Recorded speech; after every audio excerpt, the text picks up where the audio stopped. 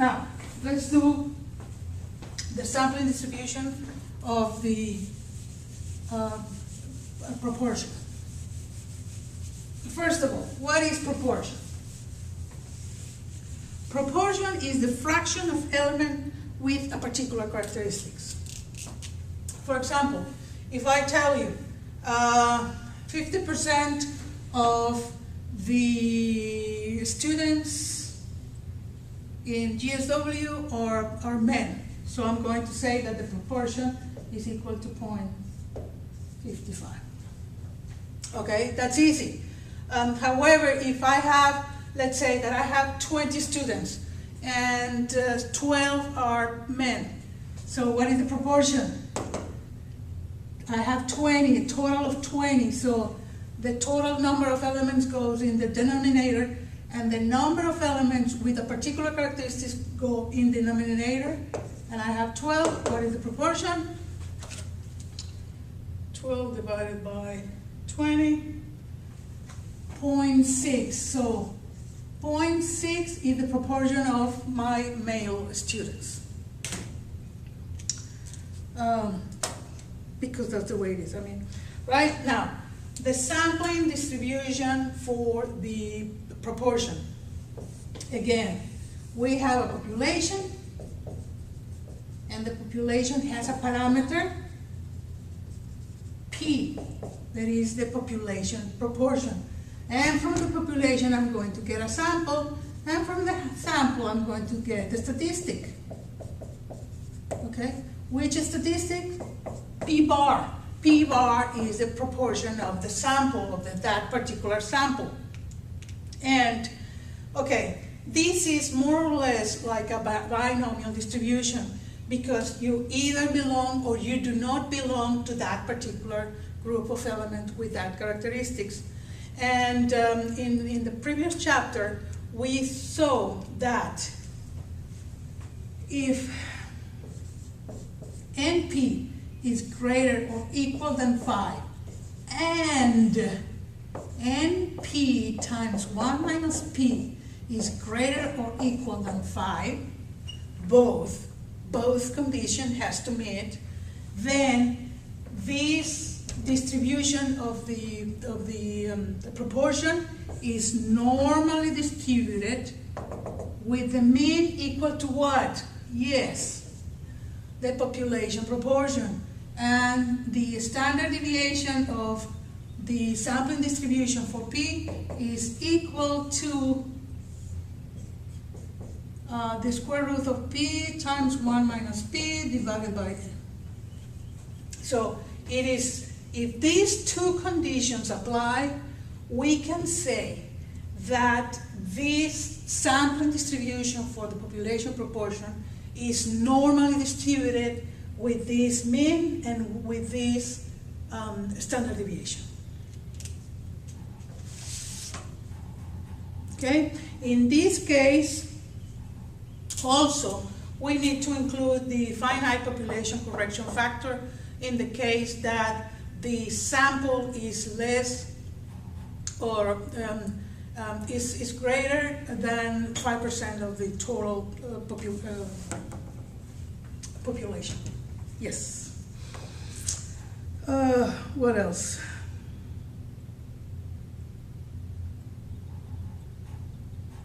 That's it. That's it. It's that easy. And so we have a normal distribution, and from the normal distribution I can transform this into a standard normal distribution using x minus mu divided by sigma. Okay? And this sigma is the sigma of P bar, okay? Of the standard deviation of this particular distribution. Now, let's do, that's it. That's all that is. Let's do an example.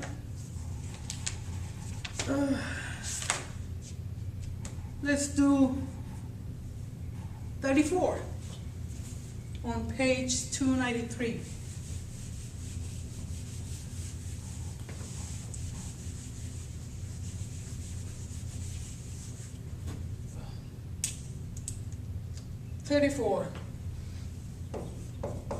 says, the population proportion is 0.3.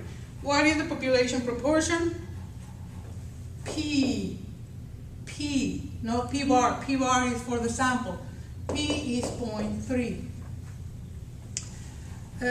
What is the probability that the sample proportion will be within plus or minus 0.04 of the population proportion for each one of the following sample sizes? So it's different sample sizes. Let's choose whatever sample size you need. Let's use 200. Okay, so first I need to know if NP and NP1 minus P is greater than 5 in order to find if this is a normal distribution. If it's not, then the problem is over. We cannot do anything else. We cannot do anything else because the conditions for considering this a normal distribution is that NP is greater than 5 or greater than equal, and NP times 1 minus P is greater than equal than 5. Okay, what is N? N is my sample size. 200 times P, 0.3, has to be greater or equal to 5. And NP times 1 minus P is 200, P is 0.3, and 1 minus P is 0.7. 200, I'm going to do that, times 0.3 is equal to 60, and times 0.7 is equal to 42.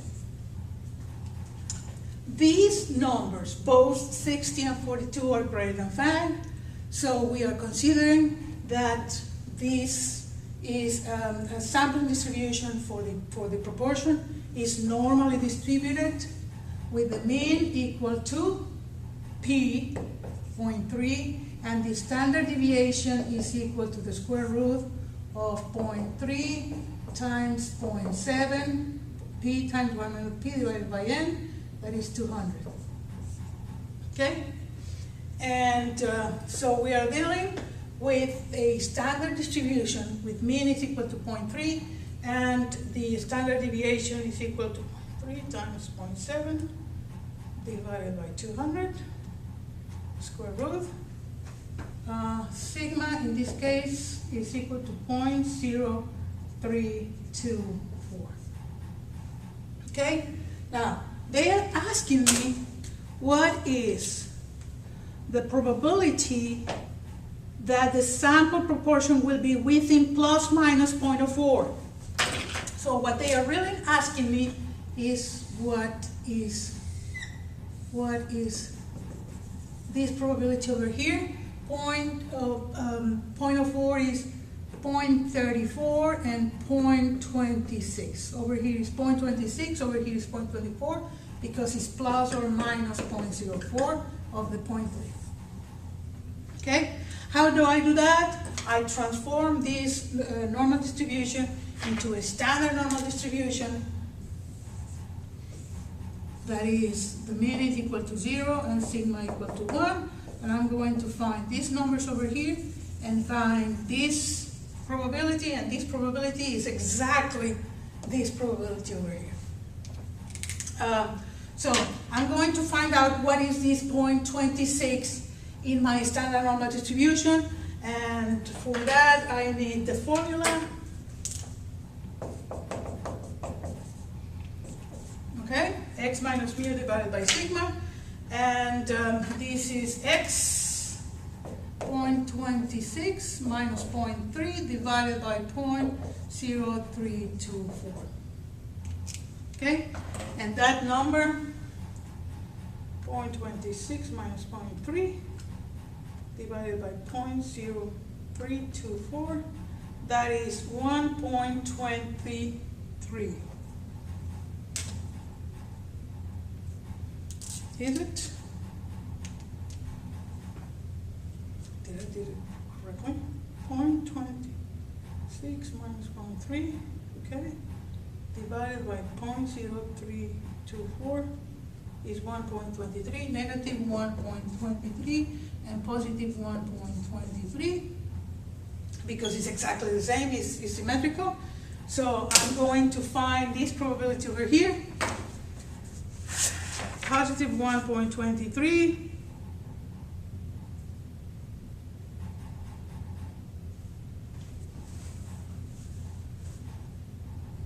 Okay, 1.23 positive is 0.8907 minus negative 1.23, and negative 1.23 is 0.1093.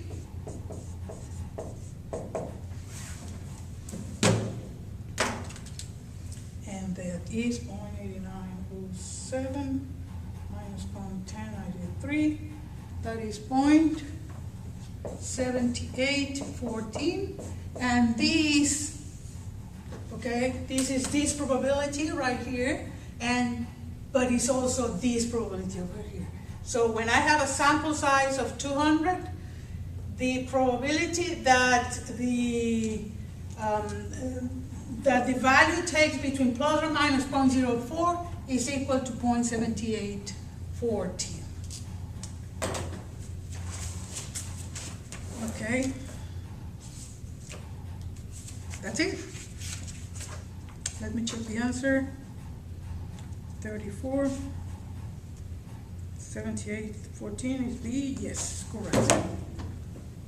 Okay, and for the rest, when n is equal to 100 or when n is equal to 300 or whatever, you just plug the number in here and you find exactly these probabilities. That's it.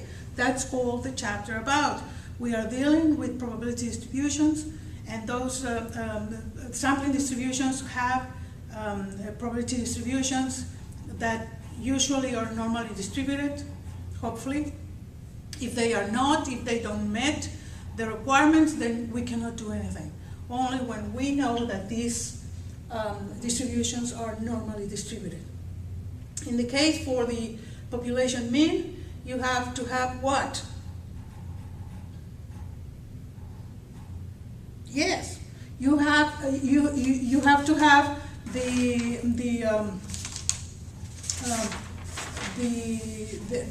fact that the sample size is big enough, or that the population proportion is normally distributed.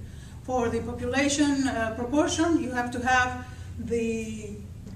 both conditions, that is greater or equal than 5n times p, and n times p, np times 1 minus p is also has to be greater or equal than 5. That's it.